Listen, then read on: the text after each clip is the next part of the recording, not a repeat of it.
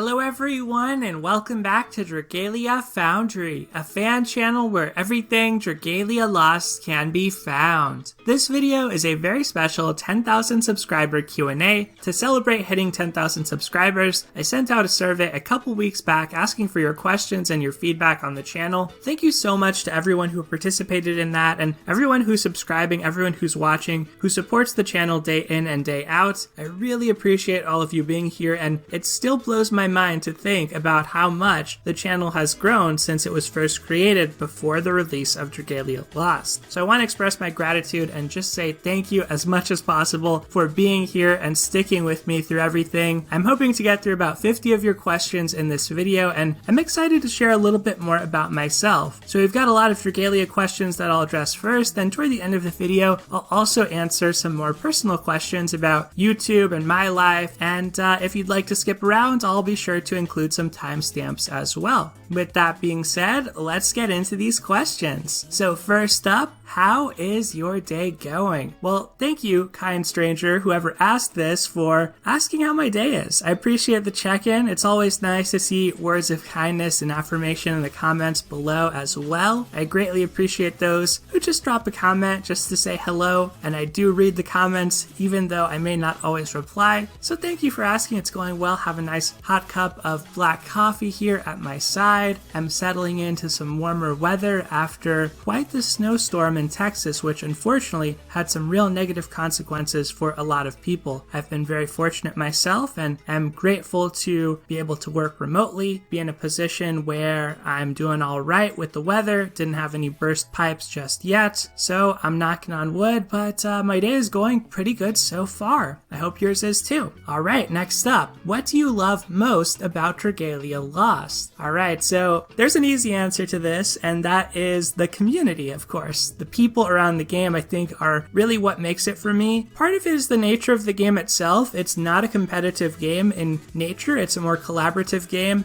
That is one thing that really draws me into Dragalia and why I've always felt a better vibe with the community and felt more at home with it than in other gachas that I've played. I think that when there is a more competitive or rank-based element to gachas, there can be a lot of toxicity and negativity, a lot of put downs of XYZ is meta and competitive and ABC is not, and therefore it's trash. So I really don't like that type of environment very much, and I feel like the community and the nature of Dragalia is not as conducive to that type of negative feedback loop. It can happen, there definitely are times where that happens, but overall I think the community is a huge positive for Dragalia. Having said that, another thing I would say on this question is I also really like just the sense of structure for me as a content creator. Having something like Dragalia in my life, as much as the dailies and weeklies and all that stuff is sort of an artificial way to get you to partake in a games as service, I also kind of like it. Like, it gives me a structure, it gives me a sense of something to do, like a sense of purpose every day when I wake up. I have more of a routine because of Dragalia. So I'm kind of grateful to it for that as well. Like, I was at a point in my life where I was lacking that, and so having Dragalia fill that void was definitely appreciated. Alright, next up, how much time a day do you put into Dragalia Lost? So this varies from day to day, but I would say that it probably ranges from about 30 minutes to as much as like 6 hours. It tends to be maybe around 90 minutes or 60 minutes. It depends a lot on whether new content has released and if I'm making a video about it. If I'm going to make a video, that's probably going to be at least 2 to 3 hours already. And if I'm not, then I'll try and minimize my time down to maybe half an hour with a couple check-ins into the game, or maybe an hour just because there's a lot to play if you want to use your stamina and gather wings. And the longer sessions are usually when I'm really actively trying to grind. So maybe like on a weekend or something, maybe there's half stamina, double drops, and then I'll really get into it. And it's not all the time that I am in that mood or in that headspace to really want to farm Dragalia. So when I do get into that kind of headspace, I try to take advantage of it and actually play a lot. So that's when I might have a longer, like 6-hour session of Dragalia just nonstop while I'm doing other activities as well. But it tends to be more around 90 minutes, I would say. Alright, next up, who is your favorite Dragalia Lost character? Okay, so difficult question, but I think I have a clear answer, and I'm gonna go with Not. So Not, as one of the main characters in Dragalia Lost, Lost. Obviously, she's kind of hit her stride recently. Who knows what's going to happen next with her, but not from the beginning has just been such a classic character in this game. I think the way that she's localized is hilarious. She is so sassy. Some of the best lines, obviously, Sweet Sassy Molassie comes to mind as an all-time great from Not. Fat Not, I'll probably put her on the thumbnail even, is just a fond memory of Dragalia Lost. So I think that all in all, Not is like my favorite of the main cast. So I would probably go with her. Even though she's not playable, there are adventures I like a lot for sure. But there's something about her that is just super endearing, and I really like her. I really think she's a standout. Okay, who are your favorite male and female adventurers or dragons of each element? So this is a really difficult question, so we need to line up, I guess, 10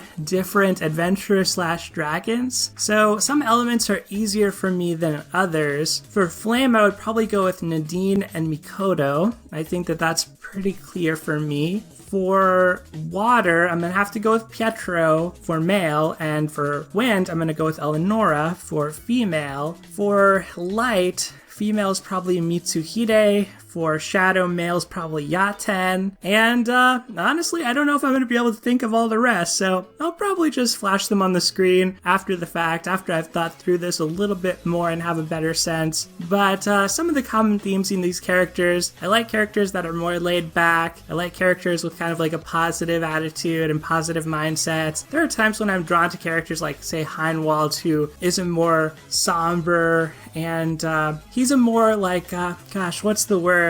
The Wuthering Heights protagonist.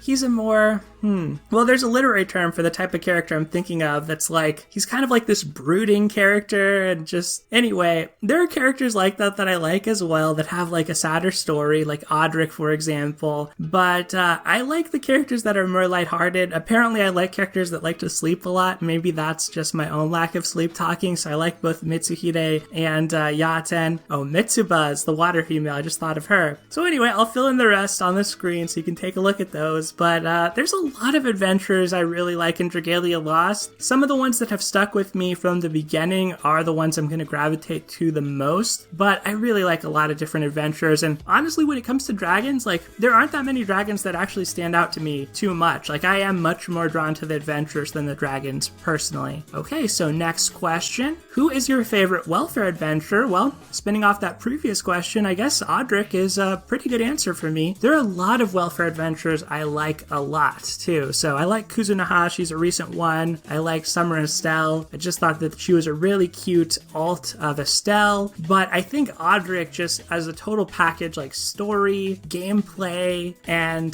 design, like everything about him, his event being really good. I think he was a really fantastic welfare adventurer. I'm so happy he's in the event compendium, so all players have access to him now. Next question. If you were in Dragalia, what would your kit be like? Okay, so this is a very interesting one. I love the idea of theory crafting and custom kits and stuff like that. So I made a character at one point that was supposed to be like a Pietro alt, and that's what I'm going to go with for this answer. And that alt had the ability to summon in like smaller monsters. So I think a summoner type mechanic would be really cool in a Dragalia adventure. But as kind of like an explorer, Pietro also had like Slayer Strength or something like that, and when you defeated the monsters, you would get power-ups. That, I think, would be kind of a cool way of like somewhere between a mix of a summoner, but also like deploying some resources or maybe deploying some traps on the battlefield. Like, I think that mechanically could be a really interesting thing that hasn't been done a lot. And so for me, like, I don't know if that really fits to me as far as my kit, but like, that's the idea that excites me the most. Okay, so next, what is your fondest memory of Dragalia Lost? All right, so thinking back to the early days of Dragalia Lost, gonna have to go with the Fraganoth EX Epithet Clear for our very first timed clear back in the day, the first raid, and actually bonding and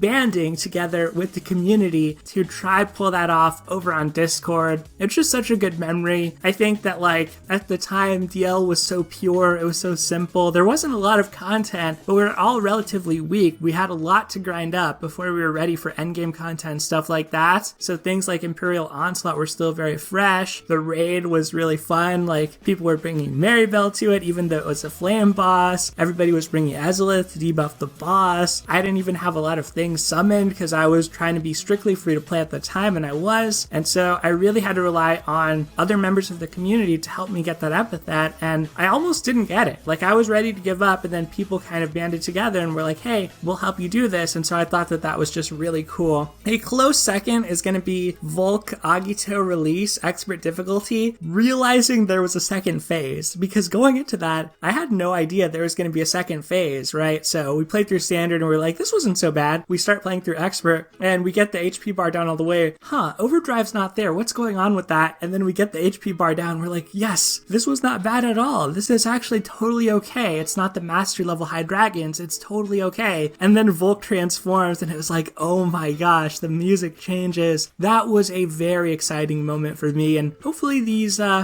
new bosses, the Sinister Dominion, also bring some of that excitement as well. Okay, so next question. How do you stay calm during unlucky summoning videos? This is an interesting one. I think maybe part of it is just my personality, but I will say that I also think that, like, as a content creator, I have a responsibility to my audience. So I try to be as good as I can. Like, I still break sometimes because Gacha requires a lot of self-control, and it can be really tempting to try go for like more characters and summon more and more. But when I first created my channel and was more free to play, that was a rule that I definitely set for myself, was like, I want to make sure that what I'm doing is consistent with what I advise my audience to do. And also by creating videos, it creates a sense of accountability. Like, I'm not going to be summoning off camera. That was a rule I set for myself. So if I do my summoning on video, it makes me want to save up. And then when I save up, I tend to, even in an unlucky situation, at least be able to get the character I was going for. But I think you can also tell, like, if you've seen some of my summoning videos, you can definitely tell if my mood dips in a summoning video. But I am kind of just like a calm person. At the end of the day, it is a game, but obviously if you're putting this much money and time and effort into a game, it can feel pretty bad. So I would say just maybe holding yourself accountable, like having other people involved, is a good way to make it feel a little bit better or keep yourself a little bit more stable in that. Okay, so next, what units do you think are underrated, both in popularity or for utility purposes? Okay, so this is a tough one as well. There are a lot of different adventurers in Dragalia Lost that you don't see very much of. I'm gonna go with Sanoa on this one as one answer, and try to think of some others. I'll sprinkle them onto the screen as well, but Sanoa is a character that during the first anniversary Fractured Futures raid, I threw her on to my Omega team, and at the time Omega was really new and we weren't sure how easy, how hard it was, but for a lot of players it was a real challenge. We had core weapons and stuff like that, and I threw on Sanoa because of her max HP buff and put a Phoenix on her to heal the team, and I felt like that was just a really, really good use of her in that environment. And her shared skill, because of that max HP buff, and max HP buffs being as rare as they are and as good as they are,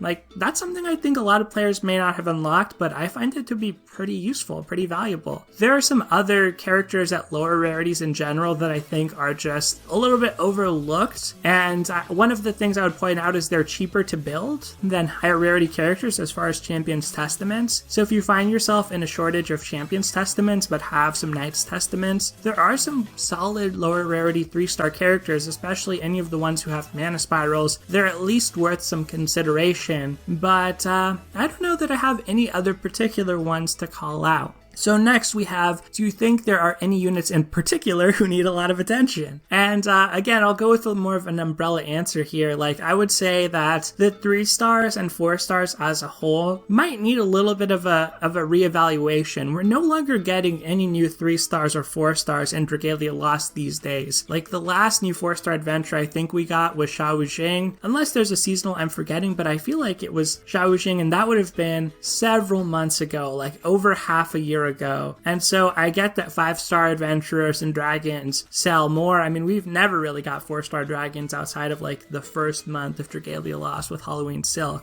I get it. I get that the money's in the 5 stars, but I do think that if that's the way the game's gonna go, then the fact that like 3 stars, you know, use 2 ability slots for 1 affliction resistance, some of that stuff just really adds up to start to feel pretty bad. And also when it comes to chain co abilities, like lower rarity characters also get shafted on chain co-abilities, so that's unfortunate. At least their co-abilities are at parity now, but like I thought the change to co-abilities was to make them more viable, and then chain co-abilities come out and like they don't get that change. So yeah, I think that 3 stars and 4 stars just as a pool need a little bit of a look for Dragalia's future. Okay, so interesting question coming up. What would make you stop playing DL? So this one is more of a meta answer, but really it's just like real life circumstances. I think at this point the cake is baked. Like I am gonna play DL until the end if possible, but if circumstances in my life change, if I have like a child or something, or I'm in a serious relationship, like there are scenarios where I could imagine myself just not having the free time to devote to Dragalia Lost and the YouTube channel and everything, and wanting to focus more on real life. And so that would be the main reason I would stop. Probably not anything from within Dragalia itself. I think that just bad banners and less Wyrmite, like that kind of thing is not going to really affect me, because I'm mostly here at this point for the new content releases, the new events. And yes, I do like summoning on banners, but that Wyrmite issue isn't really like a major deciding factor for me at all. Okay, so how do you think the dev should handle off-element clears of difficult bosses? We've seen some of this with the time attack, with legend difficulty, with the rise of the Sinister Dominion. It was mentioned that we're going to need to use 2 different elemental teams, but I don't know if that's mandatory or optional at the time I'm recording this. So maybe it's mandatory. That could be one way they handle it. I think that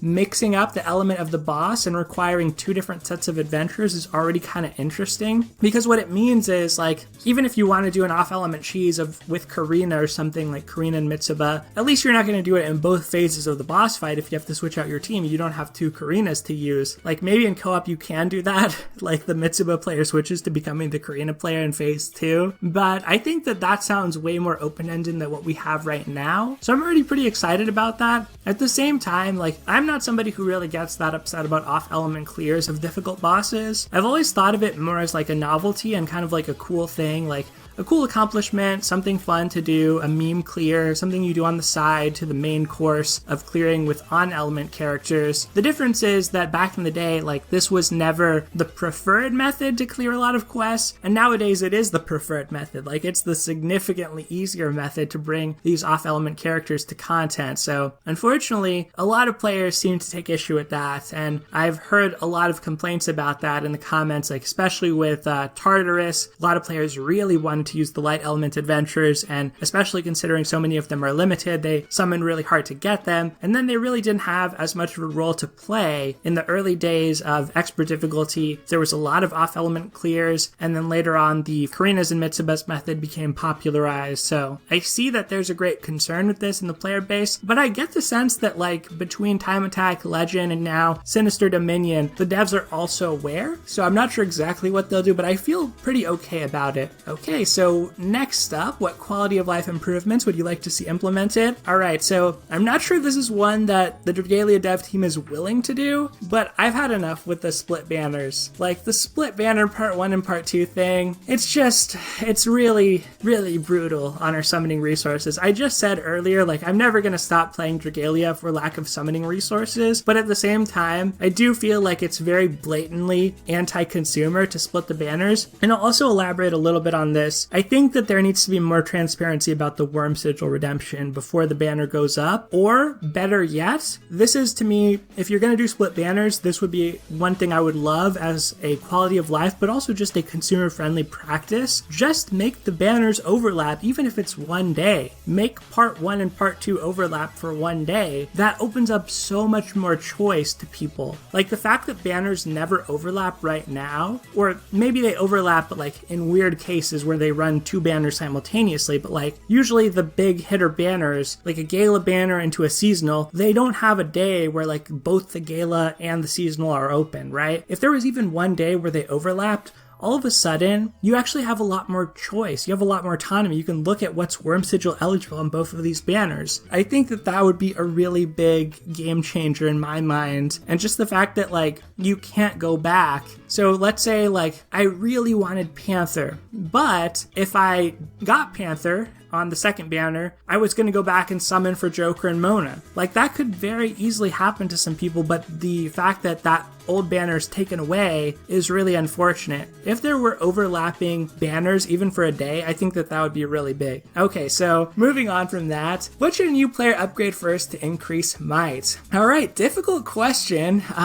It's a hard one to answer, honestly, because everything that you do affects your might in some way. And at the end of the day, might is just about unlocking content. It's just a way of gaining content. It's a heuristic number, a sum of your abilities, your node unlocks, your skill unlocks, your stats like HP and strength, your gear, your facilities and your halidom, your weapon bonuses, your augments. So much goes into the might total that I think that maybe the first thing that you want to do is like focus on a rainbow team. Focus on 4 adventurers that is your might boosting team. The purpose of that team is to slowly power up those adventurers. And one thing in particular that I think will help, like you're doing your facilities and your halidom, that's global, that's great. Let those run. Make sure that you have your smithworms working so that you have facilities always leveling up. But I think focusing on just a few adventurers for the mana nodes is particularly important because it does take a while in the beginning to get to 30 mana nodes and then 40 mana nodes. And that actually makes a big difference in your might. So concentrating on like 4 characters that you're actually doing the mana nodes for, I think will be a good way to increase your might relatively quickly. All right, another advice question. What is the best way to farm? All at once or slowly via daily and weekly bonuses? So, it depends on who you ask. There are some players out there that really go ham. When new content comes out, they farm the new endgame content in like a couple days or couple hours. I've never really been about that life. I tend to prefer to go slow and steady, daily and weekly bonuses. And if I catch up with the content, I catch up. If not, I'm just going to continue grinding it out little by little. I find that it might not necessarily save me more time in the long run. You know, if you have a really good, dedicated group, like very solid players, very active, you can farm up a lot in bulk. But I think that if you're relying on changing team compositions every time, like you don't have a static group you play with, you're playing with a lot of different people or maybe in public lobbies. In that scenario, I feel like it's just too frustrating to have like a mega farming session outside of rare periods when it's double drops or half stamina, things like that, where you have really active players and really good players who are active. So usually I go with the slow and steady route, and I find that to be sort of more comfortable and just sort of fit me better overall.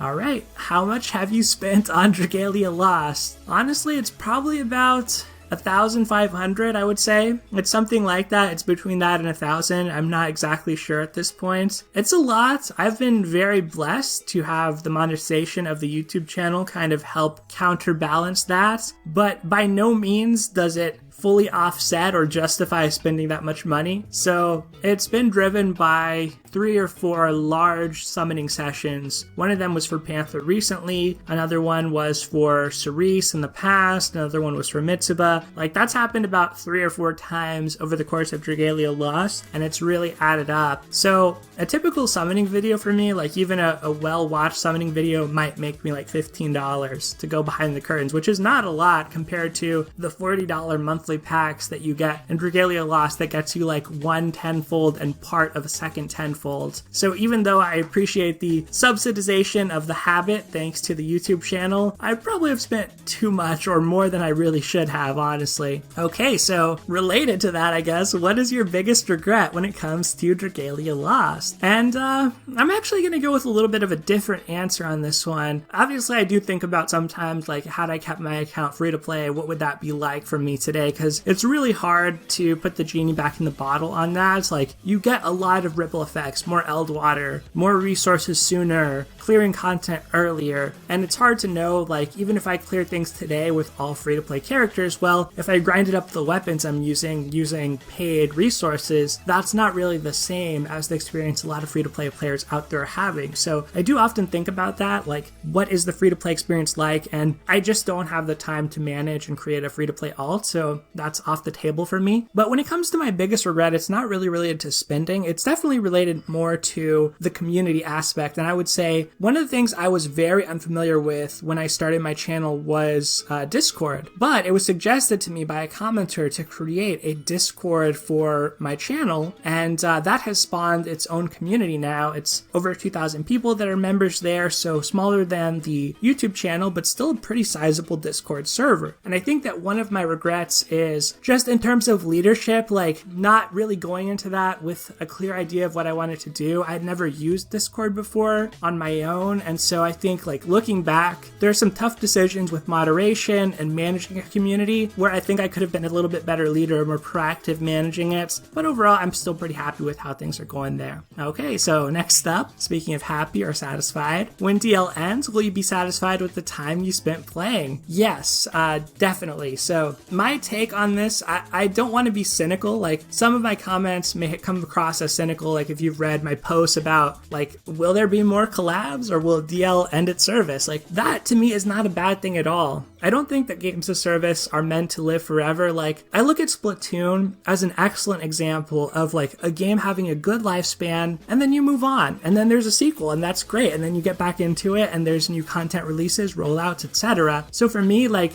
I don't really care whether Dragalia lives 5 years or 3 years. I'm pretty happy with what I've already gotten out of it, and like I don't think it diminishes it in any way if Dragalia's like, okay, we completed our story, everything's wrapped up, we know about the Dawn Shard, we know about the nature of Dragalia, more Sayadi has been dealt with, like let's put a bow on this. This was a really good run. Like I think that finality is something I like, so yeah, I don't really mind at all. I think like if Dragalia were to end on the 3rd anniversary, that's a good run to me as far as I'm concerned. Like not that many games last that long. Most games that I buy are like 60-hour games at most, so sure, I would be happy. I got a lot out of it for sure. Okay, next up, did you try play Dragalia Lost with IRL friends, in real life friends? No, I have not. I tried introducing some of my friends to gacha games in the past, but very rarely. I think the only one is Fire Emblem Heroes and didn't really stick. And speaking of that, next question, how do you get your friends to try gacha games given all of the stigma around them? And so I kind of already answered that. Like my friends don't really play games or gacha games for that matter too much. The only games like my friends have played are probably like Pokemon Go, so very casual, and like that was the one summer when it was very popular. Obviously it's still very popular, but like when it released that popular.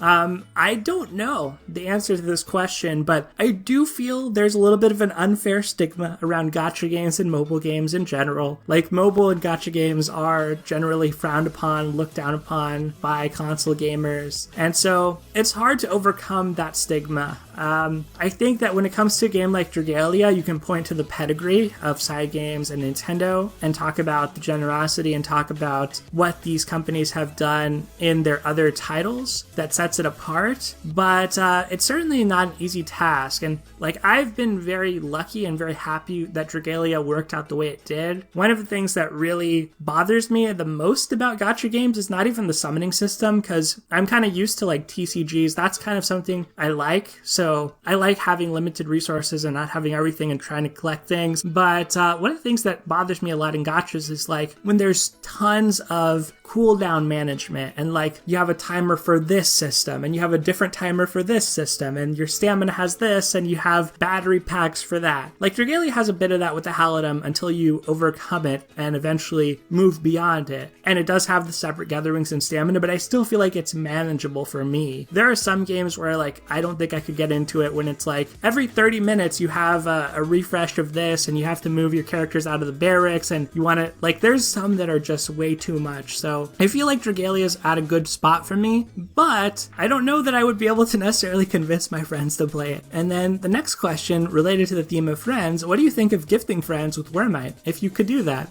Well, honestly, I think that would probably get exploited. So unless that's linked to your Nintendo account in some way, like that just seems like it would create a loophole where if you remember the mentor system, basically this already happened. Like people created alts to mentor their alts to get Wyrmite on their main. So I think if you gifted Wyrmite to your friends, like basically people would just make alts and give themselves Wyrmite, and that would kind of be the end of that system. Maybe there's a cooler way or better way to do it that I'm not thinking of, so if you had that in mind, I apologize, but honestly I don't really know. Any form of extra Wyrmite I would appreciate, but I don't really know what that would do to the game. What do you think about the game direction, including story, spirals, units, etc.? I think the game direction has been going really well. I think it's at a good spot lately, has been since about the 2nd anniversary. The Persona collab was really a banger. Like, that was a great collab to draw in new players. We actually saw advertisement for Dragalia, which was something that we rarely see. I think the 2nd anniversary event was super exciting. Version 2.0 was a big reveal.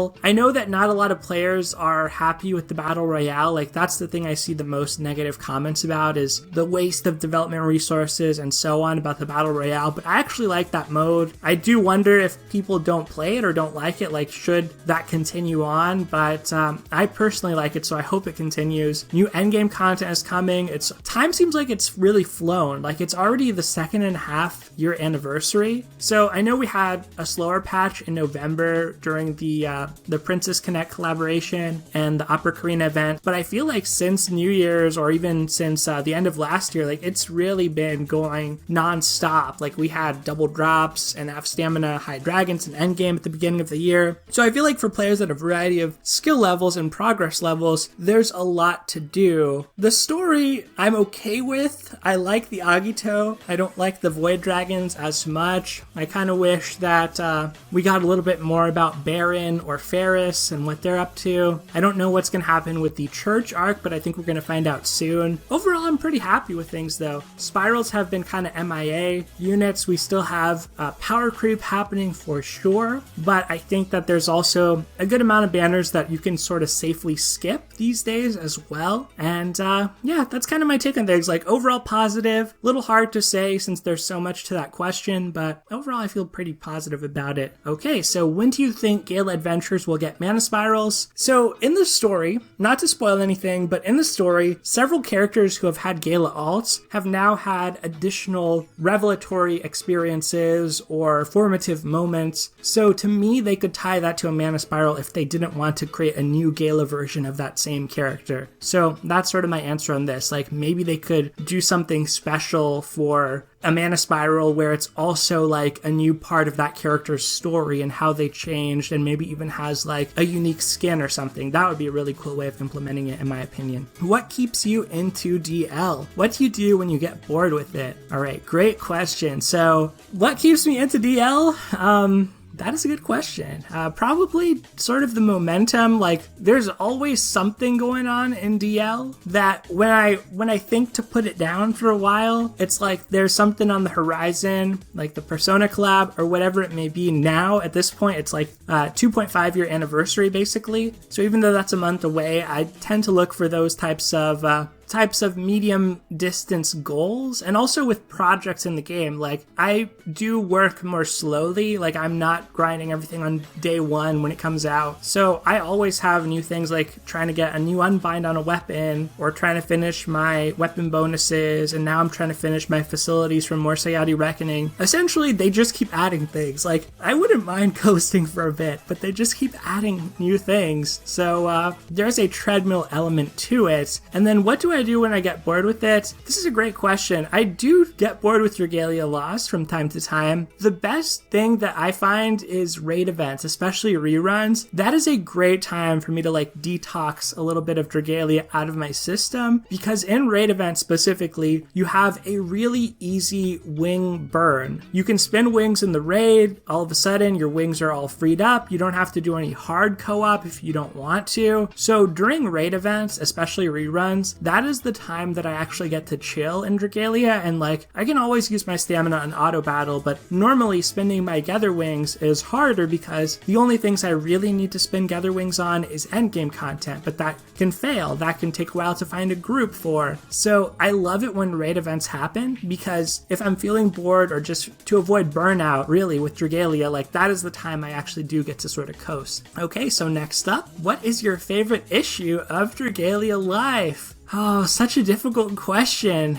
I don't think I have a favorite, but I'll post a few images of just highlights of moments from Dragalia Life that I really like. I don't think I can pick a personal favorite. Dragalia Life is really a treat. Obviously, it's its own little thing off to the side, but there are some really, really good moments in it. I just don't think like any particularly come to mind or stand out among the others. There are just great scenes. Like I love the artwork on the first panel of every comic being colored. I can't believe how many issues that's been around. Now we have not super rad plot synopsis, and we have the minis that happen on Twitter, so Dragalia has a lot of good side content in that sense. Okay, next up, which event, adventure, or castle story did you find most compelling? Okay, so for this one, I think I'm actually gonna go with Nadine and Linnea's United Front. So that's a little bit of a strange answer. I think that for a lot of players, that event's a little too silly to be really compelling. But what I found compelling about it was Nadine taking photographs as a way of preserving memories and sort of the idea of memory loss and time and forgetting people and forgetting loved ones and just like everything changing in life, you know? Like that really hit me for some reason. And then I also felt like Nadine is such a good friend, like such a good cheerleader advocate for the partner that she's with. In the story, it was Linnea, but later on it becomes Nadine, of course. I mean, Nefaria, of course. So I really liked that event. It just hit for some reason. Like the localization, the writing of Nadine, I thought was also really good. So that was probably the one I found the most compelling, even though it doesn't have any like overarching lore implications or anything like that. I just thought like that was a very simple theme, but well executed. Okay, so which DL character would you pick to take on a fancy dinner date and why? All right, if it's a fancy date, you know, I gotta go Shell on this one. So Shell is just a fancy character already. Obviously everybody's favorite Manicastin princess. And also, I feel like she would be the most fascinating to talk to. She knows so many of the secrets of what's happening in Dragalia Lost. Like she has all of the deep lore about what's going on in the world of Alberia. So I think that she would be the best person to talk to in that sense. And of course, just the best dinner date overall. Okay, so next, if you were Yuji Okada, what is one thing you would change or add to Dragalia Lost? Oh, this is really tough. Change or add. So much power. Is this what it feels like to be Okada? So much power. I could do anything that I want.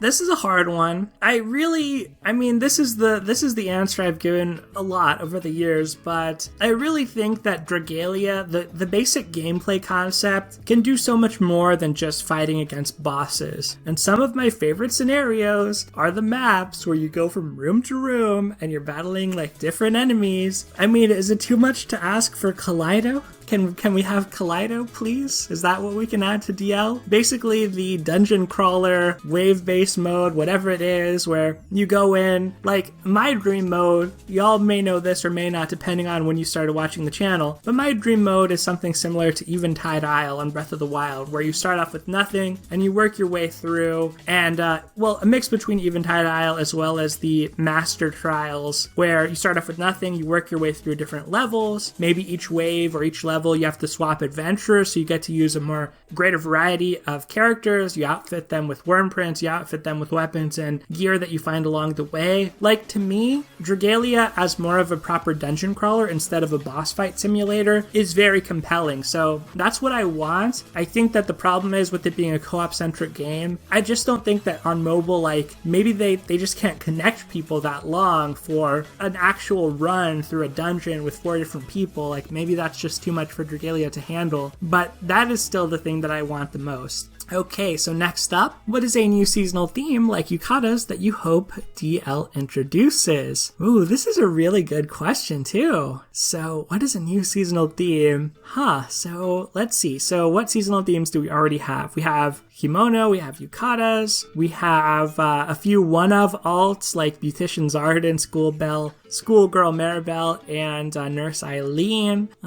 We have a lot of permanent pool alts. We have the Forager alts as well from the Princess Connect event. So what else could we have? This is a very good question. What would I want the most? I don't know. I don't know what I want the most in this. They have covered seasonal themes pretty well. Like maybe a more contemporary theme would be cool for alts. So similar to Schoolgirl Maribel and Nurse Eileen, like they have a profession. They look like they could be regular people to some extent. Nurse Eileen's a little bit more ornate, but maybe something like that. Like one thing that comes to mind for me is with Tokyo Mirage Sessions, right? And how like the characters have their school garb, their school attire, and then they have their costumes when they have their Performa activated and they have their Fire Emblem partner, and those look so different. So like basically what I'm thinking is maybe like a school band or something, like just like put the Dragalia characters into regular outfits and have it be like a high school event or something. I don't know. That sounds, I'm already kind of mixed on my own idea. Maybe I shouldn't be a Dragalia designer after all. That's a tough one. If I think of anything better, I'll add it to the screen, but I can't really think of anything better right now. Okay, so next up, do you want Cygames and Nintendo to expand the DL brands? Examples would include merch or adaptations. And I would say sure. I mean, go for it. I think there's a good amount of merch out there right now, but most of it is Japan exclusive. Adaptations, I mean, anime adaptation would be great. Here's the only concern I have is like, I don't think that the main plot of Dragalia is the most compelling. I think that it could feel a little bit boring. Like unfortunately, I couldn't get into the Princess Connect anime. Like that just wasn't really for me. And I feel like Dragalia, if it were an anime, it might suffer some of the same problems. Like I'm not all that gripped by the main cast and their antics and the goings on there. I think where Dragalia shines is in a lot of its side characters. So I think if it were to do an adaptation, what I would want the most is like, show us what's going on with Curran and Heinwald and Lathna. Like, show us some of these side characters that we're very deeply interested in. What's going on with Leaf and Patya? Like, just make a show about Leaf and Patya and forget about the rest. Like, occasionally cut over to them and tell us what's going on with them. And my worry here is that the way that they would make Dragalia, if it were an anime, is that it's all about the main cast, and then the filler arcs, they bring in the supporting characters. But I don't want the main cast there. Like, I just want to see what's going on with Verica. Like, I don't need her interacting with Euden. I just want to see, like, what is she up to? Just have an episode about her. You don't need to show me Euden. So that's my concern. Like, if some of the really long-running shonen anime that I'm familiar with, Naruto, obviously, that's one of them, right? So that has so much filler if you watch it compared to if you read it. And unfortunately, I feel like a lot of these side characters are just random arcs that are not from the manga. Like, it would be very similar in DL. And I don't love that for how they'd implement other gacha characters, like non-main cast characters. It could be done well. Maybe it could be really good even, but I'm concerned. Like, I have some concerns about it. I would probably still watch it though. I mean, it's Dragalia. I gotta watch it, but I do have some concerns. Okay, do you think Euden would be a good fit for Smash? I mean, yeah, here's the thing. He's another Sword anime character, and we just got Pyramithra, so, like, would he be a good fit? I mean, I think he would, actually, because he has the whole dragon transformation thing, kind of like Corrin, but a little bit shorter range. He has enough moves. Take the Gala moves, take the regular moves. That's already enough special moves. And then, I think if they implemented him, the best way they could do it would be to, like, set him apart and make him feel really distinct, would be the shapeshift mechanics, of course, but in my opinion, if they're gonna bring him in, bring in all 5 Great Worms. Don't just let him shapeshift into Midgard Sormer. Don't put the other dragons in the final smash or whatever. Like, his down B, when his gauge is charged, let you choose. Like, do you want to be Zodiark? Is Mercury better for the situation? That may be way too much development effort, so I already think that Euden's not a good chance to make it in, but like, even if he made it in, it'd probably just be Midgard Sormer as his transformation. Unfortunately, or maybe they could just put Midgard Sormer in the game and just not Euden, and you just fight as a dragon. But yeah, I think he might be a Mii fighter. Like, I'm sorry, that I know that's so cursed, but I think, if Gino's a Mii fighter, Euden's a Mii fighter too. Okay, so what Nintendo crossovers do you want to see in Dragalia Lost? Alright, great question. I want to see a Zelda crossover. I think that would be a really cool and compatible fit. Xenoblade crossover is another one that I think would be an excellent fit, especially with some of the sci-fi elements that do pop up occasionally in Dragalia Lost, and I think the art styles are really compatible. If Zelda is too precious of an IP to cross over with Dragalia, then maybe Xenoblade is more willing to play ball with Dragalia, so I think that that'd be a really nice one. Outside of that, what I actually think is going to happen, I think that Fire Emblem is just like a lock. I think that Intelligent Systems and Dragalia Lost, Nintendo Cygames, like, they are doing a part 3 to the Fire Emblem. That is my expectation right now, and I'll be happy if they do it. I mean, I have no complaints about it. Anna as a welfare unit would be great, and Fire Emblem Heroes is going strong, and Fire Emblem is a pretty good fit with Dragalia, so no complaints on that, but I kind of see that as happening again. And outside of that, like, some of the stranger ones that I've wanted, I mean, I would love to see anything, honestly, but like some of the stranger ones, I wanted to see an Animal Crossing crossover, especially when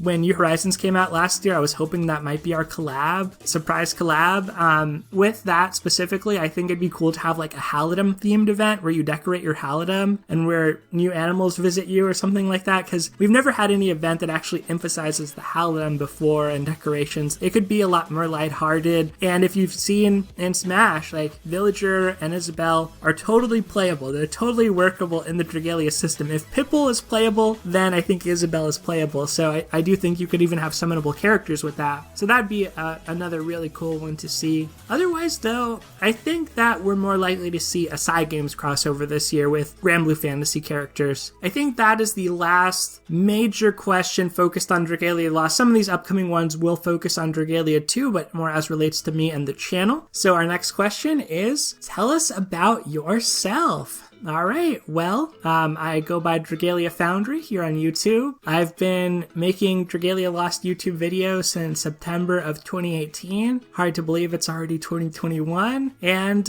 we'll get into more about me as we progress through some of these questions. So first up, how did Dragalia Lost catch your interest? All right, good question. So at the time, I was sort of at a stage of my life where I was in between different things. I had left graduate school the summer before Dragalia Lost released, and I wasn't sure what I wanted to do next in my life. I wasn't sure what I wanted to do as far as my career path. I was in a PhD program, and I left having not completed the PhD, but with a master's, so ended up deciding that that was not the right path for me, and then had to really make a decision about, hey, what am I going to do now? And wanted to bide some time as well. At the time, I had been into Nintendo, I had been into games, and so I started thinking about, like, you know, do I want to get into development? Do I want to get into coverage in some way? These were wildly different than what I was doing my graduate studies in and what all of my professional experience had been in. So I didn't really have anything on my resume that would appeal to like a games company or that would make sense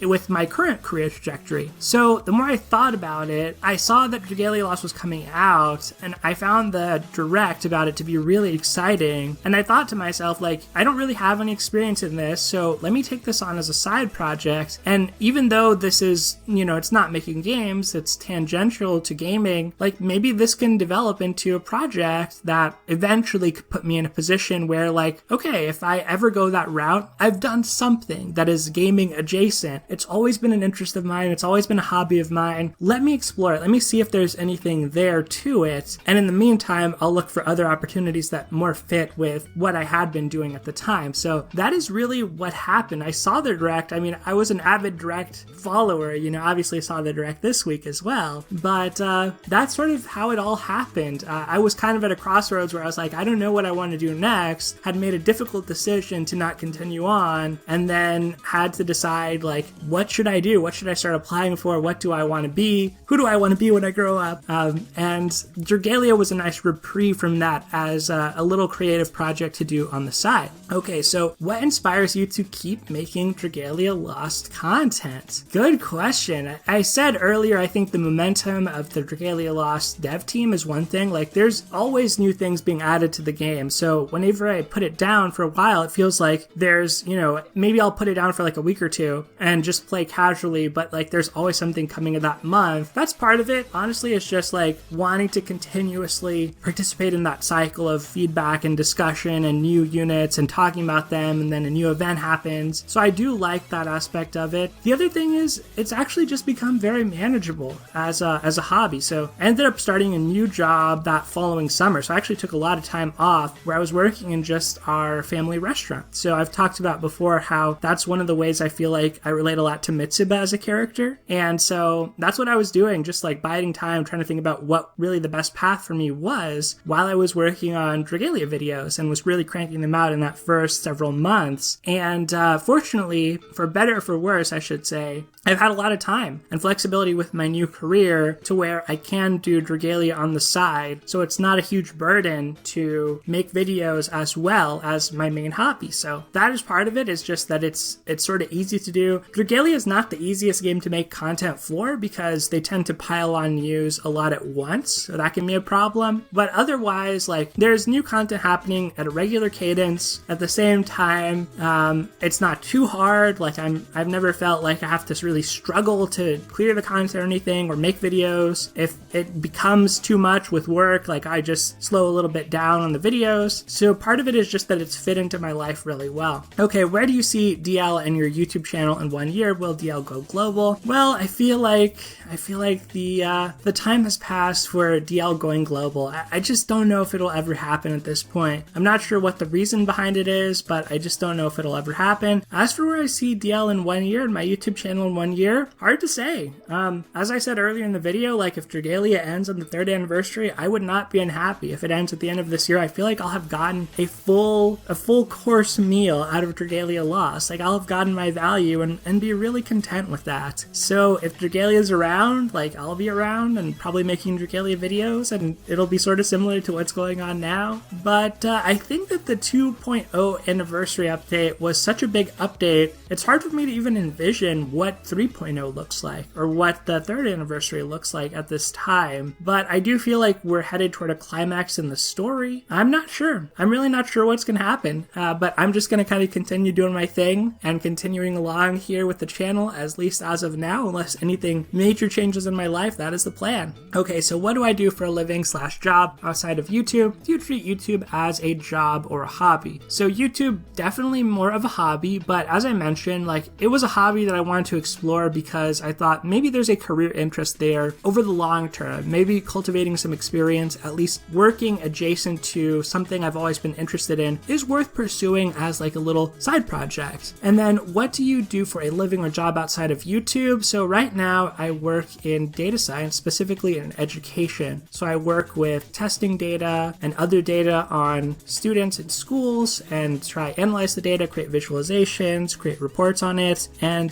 do research on it. And that is pretty much what I do right now. In a prior life, before I started grad school, I worked in the energy industry, and now I work in education. Has your experience been hard having a YouTube channel that covers a small game? Not really. It's actually probably been a little bit easier because there's a little bit less pressure. If YouTube were like my main gig, I think it would be very hard, and I would probably be playing Genshin Impact right now. But since YouTube is not really my main source of income or anything like that, no, it's totally cool. I'm happy to have a focus as a YouTuber. I feel like that's disciplined me a lot and given me kind of like a good focus in my life as well. Okay, do you play any other games besides Dragalia Lost, whether mobile, MMORPGs or MMOs, console, etc.? I do. So I have a Nintendo Switch right now, and I have like most of the first party Nintendo releases. I owned a Wii U, so a lot of things that released on Wii U I didn't repurchase on the Switch, but I've played most of them, like Breath of the Wild, Mario Odyssey, Splatoon 2. Hopefully I'm gonna get to play Splatoon 3 next year. I've played a lot of the Fire Emblem 3 Houses, Xenoblade Chronicles 2. So I played a lot of these games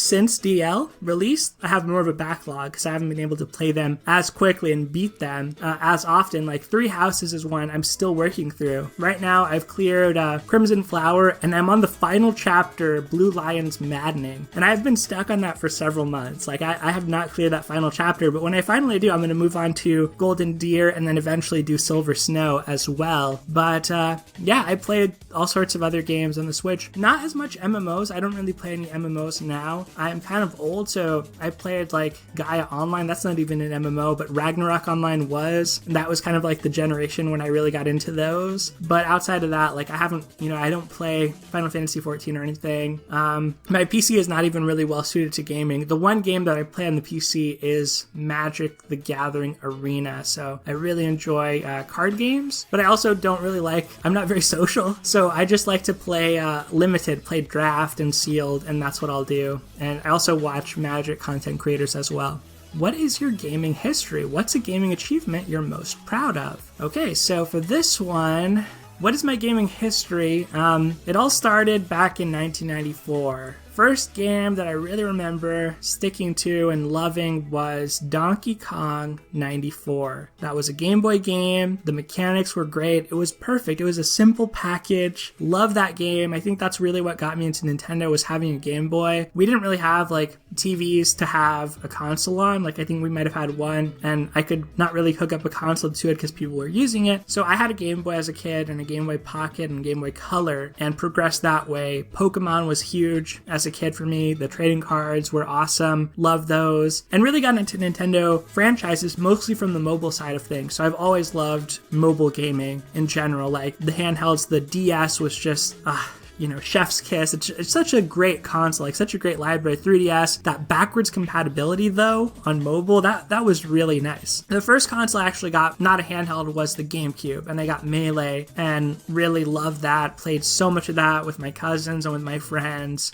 So I have a lot of fond memories of that. I also picked up a PS2. So this was the one time that I delved off of the Nintendo path, and I picked up a PS2 primarily for Kingdom Hearts, because that was what I was into at the time. And also Disgaea, because I like tactics RPGs. I really liked Fire Emblem. I liked anime stuff at the time. I mostly read manga. I had a lot of manga, Tankaban. I watched anime as well, and so I thought that Disgaea's aesthetic and the gameplay and everything was really, really cool. Obviously a little bit edgy for my age at the time, but anyway, I liked that. And so I had a PS2, and then I ended up getting a PS3. Like I had it, but didn't really play many games on it, and didn't get a PS4 or PS5. So since then, since the GameCube era, I've pretty much just been locked in on Nintendo. I don't play many other games outside of the Nintendo ecosystem. And what's a gaming achievement I'm most proud of? That's a hard question as well. I don't know.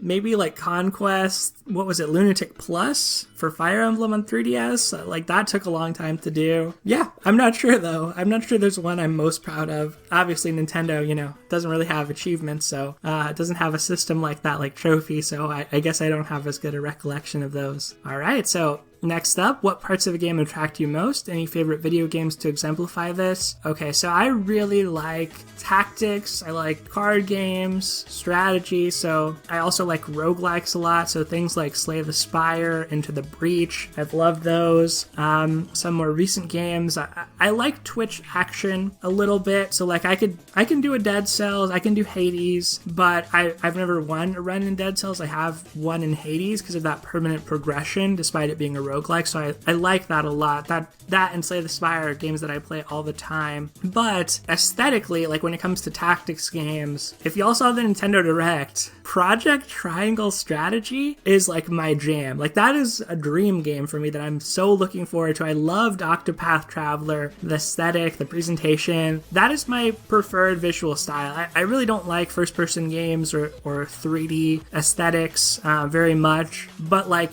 that HD 2D they have going, like that, I love that. And it being a tactics game, it looks a lot like War of the Lions. So I'm all in, like I'm 100% day one for that game, and that is an exemplar of like the types of games I like decision based, not too like twitchy or actiony. I really don't like shooters that much because I get kind of nauseated like with twitch motion, stuff like that. So I've never really enjoyed the Metroid series ever since it went 3D, unfortunately, but I do love Super Metroid, and like a lot of the classic Super Nintendo games are great. But yeah, I think that kind of sums up my taste pretty well. Okay, so what are your favorite Nintendo games?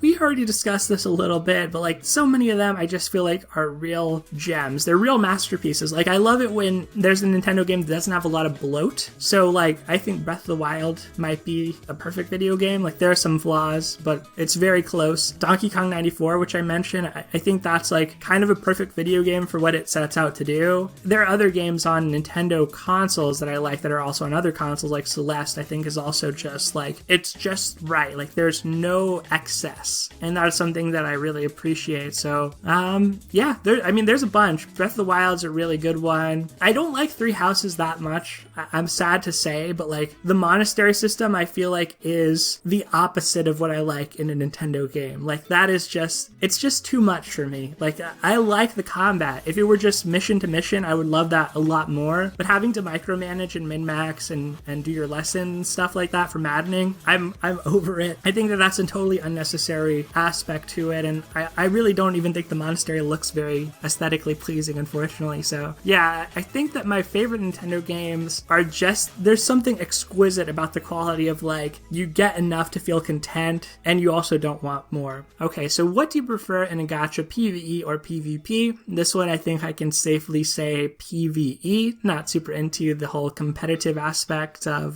gachas. And then, would you like to make videos for another game when Dragalia Lost has a slow week? I've thought about doing this, but I think that for my own well-being, what it turns out works best for me is just like not make videos. If there's not anything going on in Dragalia, anything news to really talk about, just take a week off and restore my energy to make more Dragalia videos in the future. I think that fits a little bit better with the channel. It's something I've considered, but I do enjoy having gaming time that's just to myself right now and not having to record or be performative in any way. And so I think I've been on the fence on this, but I think I'd rather kind of preserve that as its own thing that I do for myself. Okay, last few questions here. Where are you from? So I am from Texas. This questioner also asked where I am from in Texas, and I am from North Texas. Also lived a number of years in Houston, about 5 or 6 years. So been north and south in Texas, but only in the big cities, really. Do you have a significant other? I do not. What is your favorite food? My favorite food, I don't know that I really have one.